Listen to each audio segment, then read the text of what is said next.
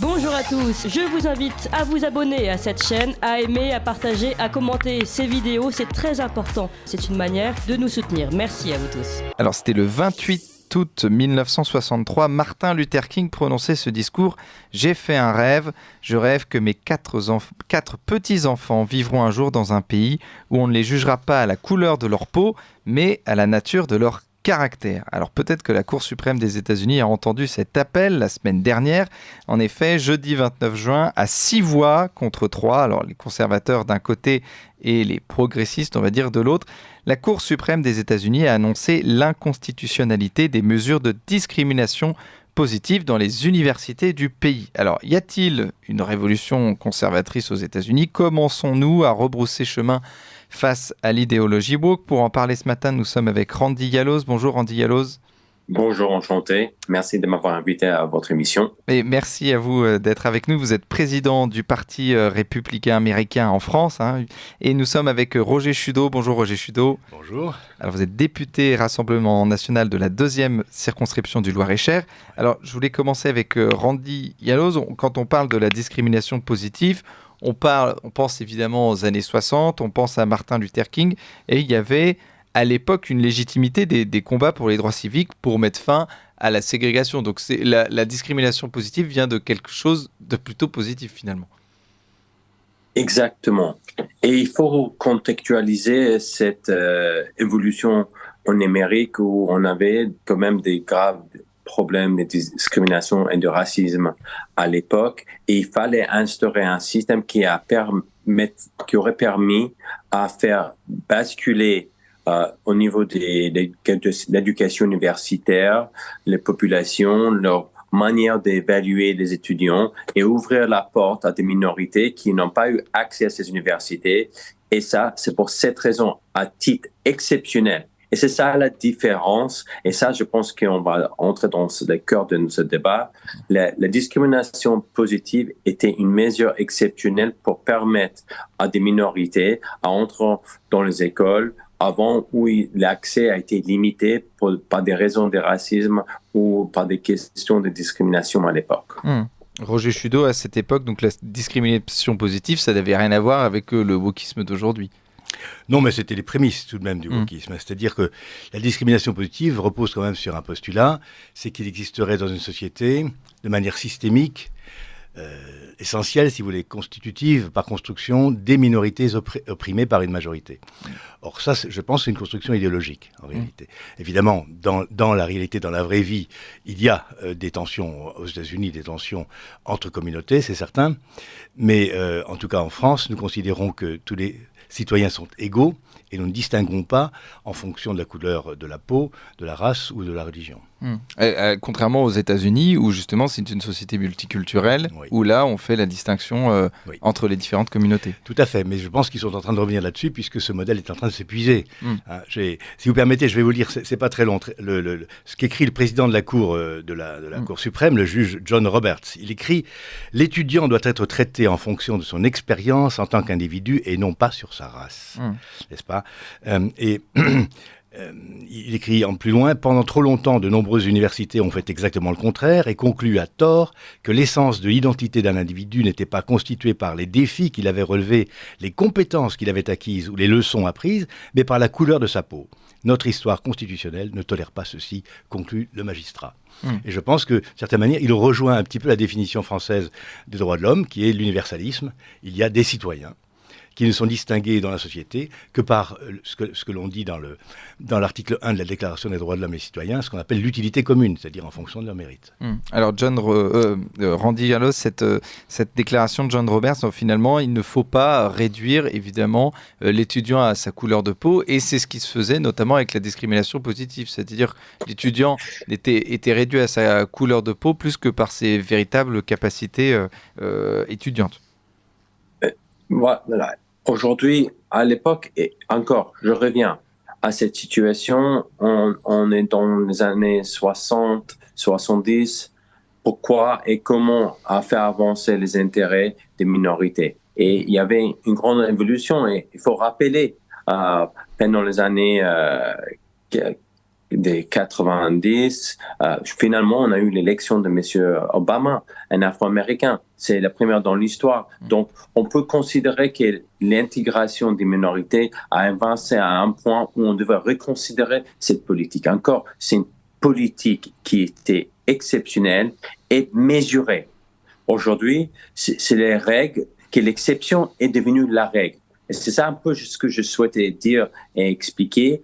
Aujourd'hui, en France, quand même, on a des difficultés. Ce n'est pas aussi simple qu'on pense parce qu'on a le système au niveau du lycée, Parcoursup. On ne connaît pas les facteurs d'entrée dans les écoles, quels sont les différents critères qui sont utilisés. Donc, nous avons aussi des difficultés au niveau de l'éducation en France. Si les critères étaient connus, nos jeunes élèves auraient pu savoir où et comment y aller, dans quelle mesure, mais on ne connaît pas. Il y a une opacité qui existe. La même chose aux États-Unis. C'est pourquoi il faut bien comprendre que parmi les 6 juges majoritaires, il y avait Clarence Thomas qui est afro-américain.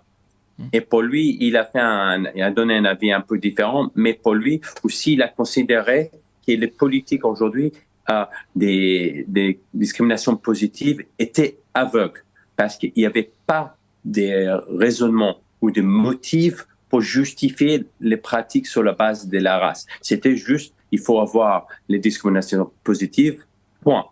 Non. Il faut pouvoir justifier, et ce ne devient pas une politique de société, et c'est pourquoi encore, c'est pourquoi on fait le rapport avec le wokisme, mais ça, c'est autre chose. Nous avons même une conférence aujourd'hui aujourd'hui, c'est le jour d'indépendance de l'Amérique, le 4 juillet, aujourd'hui. Et nous tenons un grand merci à nouveau, et nous avons fait une grande conférence aujourd'hui qui sera diffusée aussi sur le wokisme aujourd'hui à 12h30 donc, ça va être très intéressant sur le sujet. On va parler de ce sujet et d'autres sujets. Mais encore, il y a une brèche. Et il faut savoir qu'on essaie les systèmes à ses mérites. Et c'est pourquoi on a la Cour suprême et j'estime qu'ils ont fait leur travail. Ils doivent faire un rappel à la loi par rapport à notre Constitution on n'est pas dans une situation d'équité. Et c'est ça la différence, comme pour le wokisme, on est dans une situation d'égalité. Et c'est ça ils essaient de protéger les bases et les principes, comme les principes qui étaient rappelés par notre cher invité, qui sont chers à nous, que ce soit en France, que ce soit aux États-Unis. Merci. Roger Chudeau, justement là-dessus, sur la différence entre équité et égalité, là on est au cœur du sujet. Oui. On est au cœur du sujet, mais en fait la vraie différence qui pose problème sur le plan philosophique et politique, c'est la différence entre diversité et égalité. La discrimination positive repose sur le principe selon lequel il faudrait, par exemple en France, que dans les grands corps, dans les grandes écoles, dans l'administration, on ait une représentation de la diversité de la société française. Alors c'est un concept qui vient directement effectivement du monde anglo-saxon, mais au concept de diversité, nous préférons, nous, le concept d'égalité. Alors c'est une égalité formelle, mais c'est une égalité qui peut se pratiquer, c'est-à-dire qu'il n'y a aucune raison pour rentrer dans une grande école, il faille des quotas arrêtés en fonction du sexe, de la race ou même de la classe sociale. Parce qu'en France, en fait, on n'a jamais, on ne peut pas légalement définir des quotas ou des droits d'entrée ou des concours spéciaux sur une base ethnique, c'est interdit. Donc on le fait par un biais qui est le biais social ou territorial. Par exemple, Sciences Po, depuis plus de 20 ans, a une convention éducation prioritaire qui repose sur la notion de territoire, donc zone d'éducation prioritaire, qui serait défavorisée. Roger Chudeau, je vous coupe parce qu'il est 8h, c'est l'heure du bulletin d'actualité d'Adèle Rosner, puis après je reviens tout de suite vers vous. Bien sûr. Ligne droite. Je suis pour, je suis contre, La table ronde. Alors, Roger Chudeau, je vous avais coupé, je suis désolé. Vous parliez notamment de Sciences Po et d'une sorte de discrimination aussi positive oui, tout à fait. En France. Sciences Po assume la discrimination positive sur le principe de l'accueil de la diversité ou de la traduction dans ses rangs d'étudiants de la diversité de la société française. Bon, ça fait 20 ans que le programme existe. Il a recueilli certains succès, c'est certain. Les élèves qui sont entrés, qui ont été sélectionnés par leur lycée en amont, ont fait des études de Sciences Po normales et ont poursuivi leur carrière comme leurs camarades. Mais comment dire, donc il n'y a pas de biais chez nous, il n'y a pas, pardon, chez nous de choix sur la base de la race, c'est interdit. Il n'existe pas, par exemple, de statistiques ethniques, mais il s'agit bien de territorialisation. Donc nous avons un système d'éducation prioritaire qui existe depuis 1981, je le dis bien, et qui n'a pas porté ses fruits, si vous voulez. Le problème, c'est que c'est une politique réparatrice. On considère qu'il faut donner plus à ceux qui ont moins, bien entendu. Le problème, c'est qu'en réalité, ça ne fonctionne pas parce que cela permet tout juste, d'une certaine manière, de stabiliser la situation. Mais il n'y a pas de progrès dans le sens de l'assimilation des élèves à la société française. Ce qui est problématique, c'est exactement comme aux États-Unis. La politique d'éducation prioritaire était une politique temporaire destinée à réparer rapidement une situation dégradée, et ensuite on rentrait dans le droit commun. Eh bien, ça fait plus de 40 ans que ça dure, et on en est toujours au même point. Alors, je voulais revenir avec vous, Randy Yaloz, sur cette affaire. On rappelle que la Cour suprême a voté la fin de la discrimination positive aux États-Unis dans les universités, et ça vient après 2 plaintes déposées en 2014 par l'organisation Students for Fair Admission, des étudiants pour des admissions justes, je traduis en français.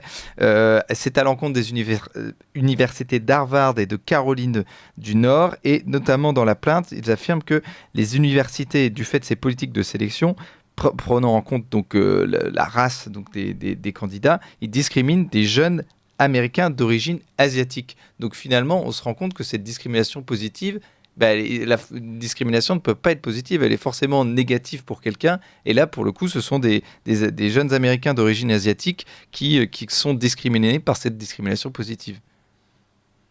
Exactement. Et ce qui se passe aux États-Unis dans ce contexte-là, c'est quelles sont vos origines? C'est purement déclaratif. Et c'est là aussi l'autre problème qu'on parle très peu. On veut faire la discrimination positive, mais qui choisit? Quelles sont mes origines? Est-ce que parce que j'ai un arrière-grand-père qui est afro-américain, je peux dire, je bénéficie de la discrimination positive? Et combien de générations? Parce que j'ai un grand-père qui est d'origine asiatique, je suis considéré asiatique, donc je ne devrais pas bénéficier de la discrimination positive. Donc, vous voyez, on entre dans un système de racisme à un moment donné. Je veux dire qu'on choisit quels sont les critères, jusqu'à quel niveau, et comment décidons quels sont les facteurs à appliquer, les critères à utiliser dans la sélection. Et c'est vraiment un grand souci. Et aujourd'hui, on est confronté à ce genre de problèmes aux États-Unis, même dans le lieu de travail. Et même si on ne veut pas les dire, cette question de diversité entre dans tous les choix au niveau social, au niveau les cultures corporatistes, au niveau dans le monde de l'emploi, et c'est partout dans le monde. Aujourd'hui, il y aura des questions qui doivent se poser. C'est comment on va essayer de créer une société plus juste sans pouvoir aller jusqu'au délire, parce que c'est ça le wokisme, c'est le délire.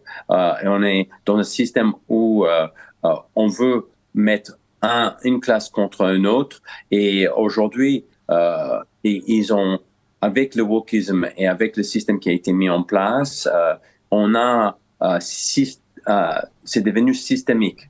La discrimination positive a établi un système raciste en place, et qu'il n'y avait plus de critères, et aujourd'hui on doit y réfléchir de nouveau, et je pense qu'on va revenir à un système plus juste sur les méritocraties, les mérites qui va revenir et les compétences, parce que la différence, et c'est un peu différent en France, et c'est ça je l'entends l'invité, c'est au niveau des missions au niveau universitaire, et c'était des questions des élèves qui avaient le même niveau, mais c'est un peu caché aussi, c'est pas exactement ça, c'est parce qu'on sait bien que les bonnes écoles, les bons lycées parisiens sont discriminés parce que ils ont des notes, ils sont mal notés par rapport aux autres lycées qui sont mieux notés par rapport à certains, ils ont un classement différent. Donc on établit un système quand même qui est bancal par rapport à un système d'admission, et que on applique par rapport à des quartiers.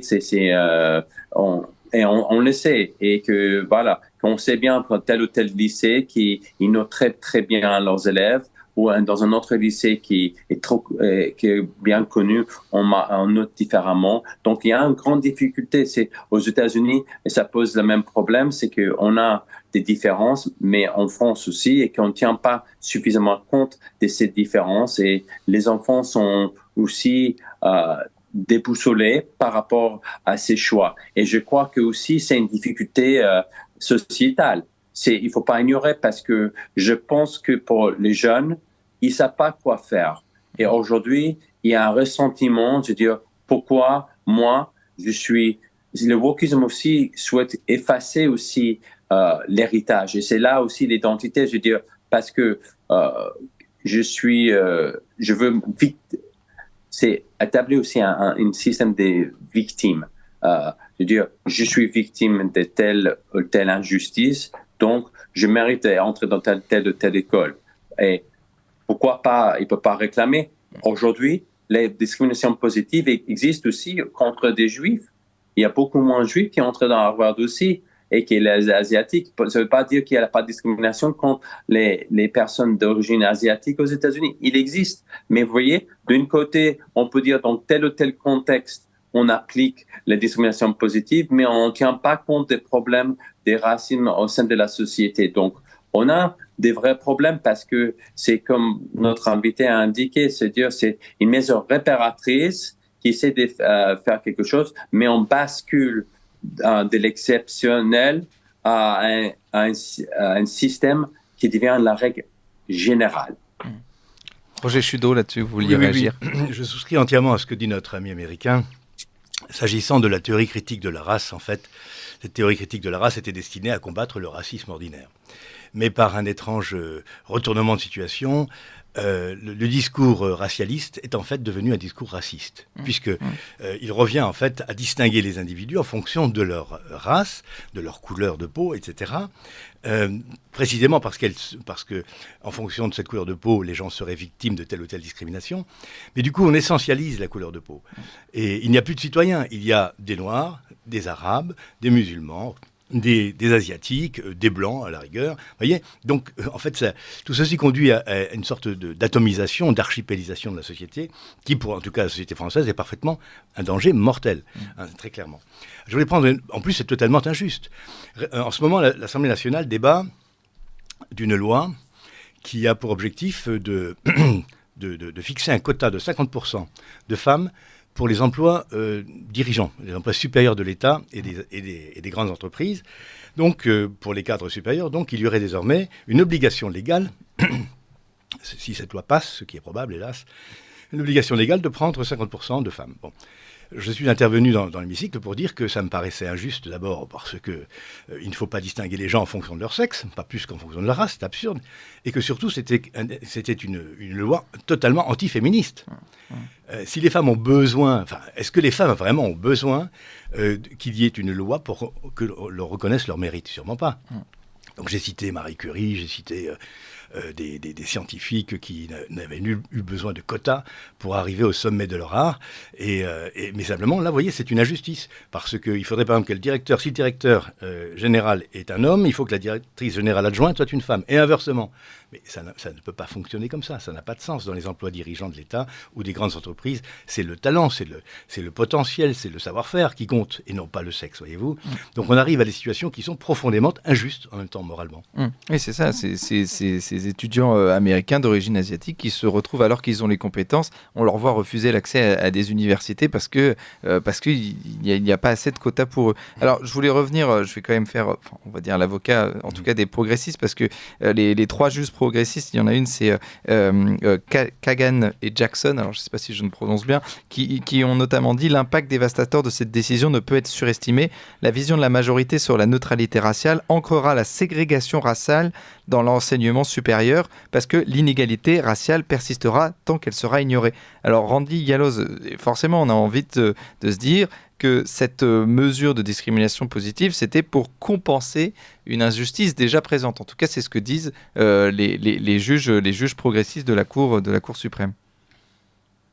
Il faut savoir, et c'est bien le contraire, on a le progressisme a gagné dans tout le terrain, dans tous les milieux universitaires aux États-Unis. Donc, dénier cela, c'est la folie. Parce qu'on sait bien qu'aujourd'hui, au sein de toutes les universités, c'est surtout une population progressiste qui est favorisée. Et aujourd'hui, les nombres de personnes des minorités ont augmenté dans les facultés au sein des universités. Les populations deviennent beaucoup plus diversifiées. Et je pense que la question de savoir si ça va être l'inverse, moi, je crois pas. Je crois que c'est un rappel à l'ordre et que vous verrez qu'il y aura des différences, il y aura des choses qui doivent être réfléchies différemment. Aujourd'hui, je pense que les quotas existent, mais en même temps, il faut qu'ils soient contextualisés par rapport à l'ensemble. Et les progressistes toujours souhaitent un cri d'alarme, ça les aide à attirer les foules. Et vous savez, c'est ce genre de choses. Pour eux, c'est toujours dire c'est la fin du monde, il faut lutter. C'était la même chose à l'époque dans la décision contre l'avortement. Même si je suis en faveur de l'avortement dans une juste mesure, qu'est-ce qu'ils ont fait? Ils ont laissé les radicaux des gauches. Ils ont donné les adresses des magistrats de la haute cour américaine. Il y avait des menaces de mort contre les juges. Et vous voyez dans quelle politique on entre aujourd'hui. C'est-à-dire que on veut influencer la justice américaine. Il faut qu'il fasse son travail. Et vous savez, c'est ça aussi un bon équilibre. Je suis également avocat franco-américain et je suis assez favorable. Vous voyez, il y a aussi le progressisme est nécessaire dans une juste mesure, mais les tribunaux et la Cour suprême de chaque pays est là pour remettre les pendules à l'heure. Et c'est ça, c'est une politique corrective qui se met en place quand une mesure exceptionnelle devient une mesure devient la règle. Et c'est là il a joué son rôle et bravo. Alors justement, Roger Chudeau, quand on parle d'injustice qu'il y a pour ces minorités, on pense évidemment à ce qui se passe aujourd'hui en France, notamment nos émeutes, où on nous explique que justement ces jeunes se révoltent parce qu'ils se sentent discriminés et qu'il faudrait donc pour lutter contre cette injustice, une discrimination positive pour qu'ils puissent entrer dans les universités et puis qu'ils puissent avoir des emplois plus tard et donc ne pas tout casser dans la rue. Oui, je pense que cette vision est spécieuse. Hein. Les jeunes qui se... Enfin, les jeunes. Les voyous qui brûlent tout, qui attaquent les écoles, les commissariats et les casernes de pompiers, sans compter les mairies, habitent, pour la plupart d'entre eux, dans des quartiers prioritaires de la ville, les QPV. Car il y a 300 quartiers de cette nature, qui sont souvent des zones d'éducation, des réseaux d'éducation prioritaires au passage. La collectivité a dépensé plus de 80 milliards ces 20 dernières années pour rénover ces quartiers. Et d'ailleurs, il suffisait de se promener avant les émeutes dans ces quartiers pour voir que les infrastructures étaient neuves, que bien des choses avaient changé, les écoles avaient été refaites, il y avait de très beaux centres multimédia, etc. Tout ça a été pulvérisé par des gens qui n'ont pas été assimilés. Ça, c'est un vrai problème. Moi qui m'intéresse aux questions éducatives, je me dis, ces jeunes de 11 à 17 ans, qui forment les gros bataillons de ceux qui ont été attrapés par la police et mis en garde à vue avant d'être lâchés, en principe, sont exposés 5 ou 6 heures par jour aux valeurs républicaines et à l'enseignement scientifique.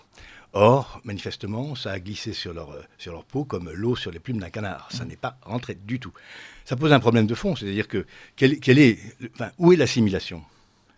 Est-ce que nous avons réussi collectivement à faire en sorte que ces populations qui sont d'une culture étrangère à la nôtre à l'origine s'assimilent, adoptent nos mœurs, nos lois, nos manières d'être et de vivre, puisqu'ils vivent en France. À Rome, vit comme les Romains, n'est-ce pas ? Eh bien, la réponse, semble-t-il, est négative. Ça n'a pas marché. Ça pose un grave problème, je crois, pour la suite de la politique d'éducation prioritaire. Je pense qu'il faudra recourir à des méthodes plus ciblées. Il faudra mettre plus de moyens, sans doute, c'est-à-dire pas plus de milliards, mais concentrer davantage le travail sur l'acquisition réelle d'abord de la langue française, et puis surtout de la culture et de l'histoire de la France, dont ces gens-là prétendent faire partie.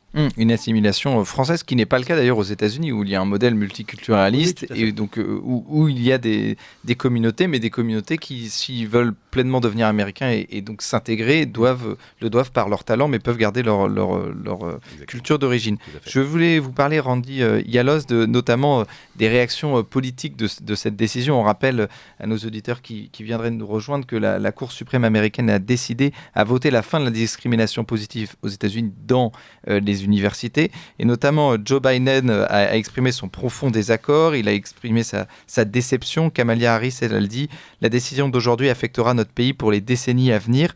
Vous pensez que c'est donc une défaite pour le parti démocrate? Déjà, le parti démocrate qui est de moins en moins présent dans les institutions. La Cour suprême est à majorité conservatrice, et que en tout cas l'impact, le poids, l'influence des démocrates est de moins en moins présente dans le pays, aux États-Unis. Pour moi, c'est une défaite pour eux, mais en même temps, ils ont quand même un rôle important et qu'ils vont pas y rester.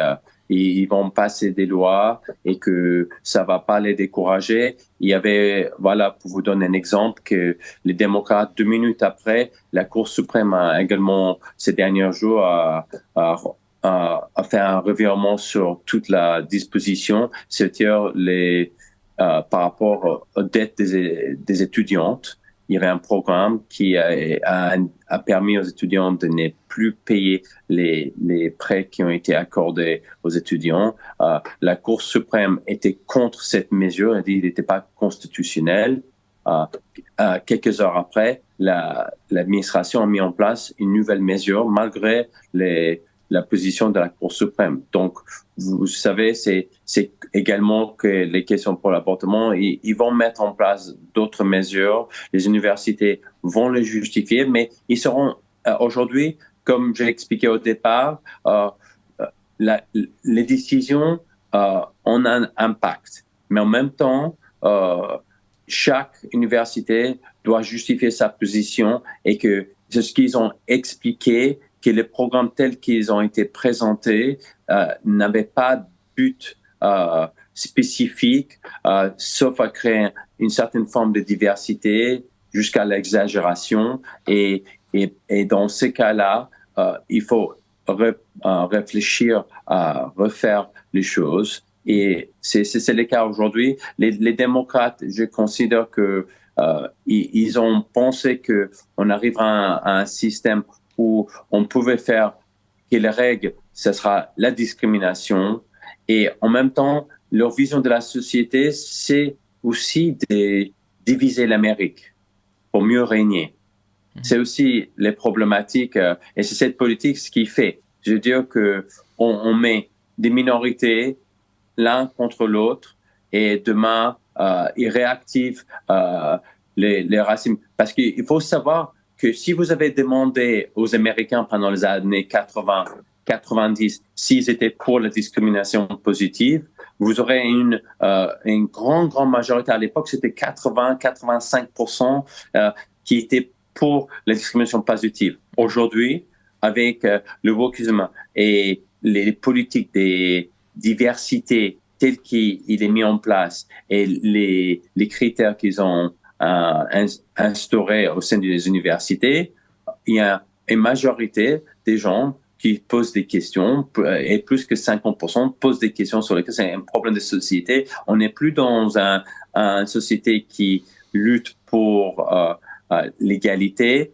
On est dans une société des réparations et des inversements du modèle sociétal, c'est-à-dire que voilà, nous avons les oppresseurs d'un côté et les opprimés de l'autre, et dans tous les cas, le système lui-même est discriminatoire, et donc on doit le changer. C'est vraiment cela, c'est ce qu'on entend dans le wokisme, et c'est ça la base de tout. Et si on l'attend, il faut radicalement changer. Donc aujourd'hui, on a vraiment un système où il y a les constitutionnalistes il dit oui, il faut revenir à nos principes, à nos valeurs de base au niveau de la Constitution, et à ceux qui disent non, il faut changer, il faut modifier. Il y aura une discussion aussi, est-ce qu'ils voudront avec ces positions de la Cour suprême, et c'était pas une chose anodine, peut-être ils vont essayer d'augmenter le nombre des magistrats de la Cour suprême pour essayer d'effacer la majorité. La majorité conservatrice.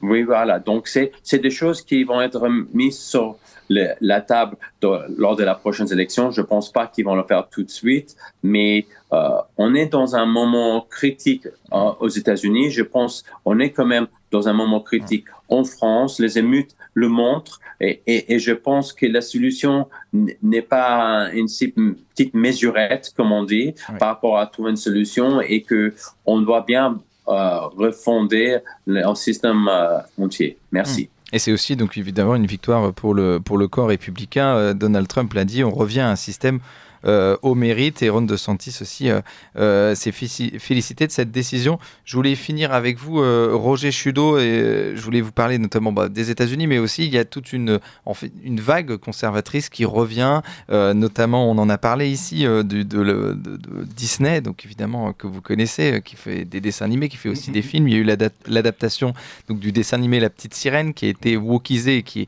s'est effondré au box-office. Il y a aussi le dessin animé Élémentaire produit par Pixar, alors qui montrait donc un personnage qui était qui était bisexuel, qu'on appelait Biel, film qui s'est aussi effondré. Disney est en train de revenir là-dessus. Il y a aussi Elon Musk qui est en train de revenir sur le wokisme. Vous pensez qu'il y a une lame de fond conservatrice qui est en train d'arriver aux États-Unis ? Oui, c'est à la fois une lame de fond conservatrice et aussi les intérêts du business. C'est-à-dire que les grandes entreprises américaines, notamment sous l'influence des GAFAM, et les grandes entreprises françaises du CAC 40 se sont engouffrées dans la responsabilité sociale ou sociétale des entreprises, se sont dotées de direction de la diversité et de l'inclusion et autres fariboles, pour être dans le politiquement correct, parce qu'ils étaient sous la pression notamment des ONG et des consommateurs organisés, surtout aux États-Unis. Bien. Tout ceci est en train de se retourner contre elles, parce que ça devient absurde. Comme le disait Andy, c'est un délire qui au début faisait rire et maintenant fait grincer des dents. Donc, du coup, ça fait perdre du chiffre d'affaires. Et je pense sincèrement que les grandes entreprises vont rapidement abandonner cette mode étrange du wokisme, pour revenir au cœur de leur métier, c'est-à-dire faire de l'argent, gagner de l'argent en fonction des produits qu'ils développent ou des services qu'ils offrent. Ce sera pareil qu'elles offrent. Et ce sera pareil en France aussi, là-dessus j'ai bon espoir. Mais le wokisme s'est installé profondément dans l'université française, et c'est là le danger. On pourra en reparler si vous voulez une prochaine fois, mais le vrai danger est là. C'est-à-dire qu'une bonne partie de nos futures élites est sous influence wokiste, et cela, il faut absolument le combattre par tous les moyens que permet la loi. C'est ce que nous faisons à l'Assemblée nationale. Il y a une PPL, une proposition de loi contre l'écriture inclusive qui est déposée. J'espère qu'on pourra l'examiner et enfin arrêter les dégâts de l'écriture inclusive à l'université, notamment. Et il y a bien sûr d'autres choses, les réunions genrées, les réunions racisées et autres scandales, en fait. Parce que tout à l'heure, Andy disait aux États-Unis, on divise pour régner. Peut-être que les États-Unis peuvent se permettre cela. En France, si on divise, c'est la nation tout entière qui tremble sur ses bases. On le voit, on l'a vu ces 3 derniers jours. Un modèle communautariste, et c'est la fin de la République. Il faut revenir donc aux fondamentaux, unité, indivisibilité de la République, n'est-ce pas, et égalité plutôt que diversité. Merci Roger Chudeau. Je rappelle que vous êtes député Rassemblement National de la 2e circonscription du Loir-et-Cher. Vous êtes spécialiste aussi du wokisme. Alors nous avons avec Philippe Olivier créé l'association des parlementaires contre le wokisme, qui agit dans tous les domaines possibles de l'action parlementaire pour arrêter cette folie. Association des parlementaires contre le wokisme. Et merci à vous Randy Yaloz. Je rappelle que vous êtes président du parti républicain, le parti républicain américain évidemment, en France. Merci à tous les deux.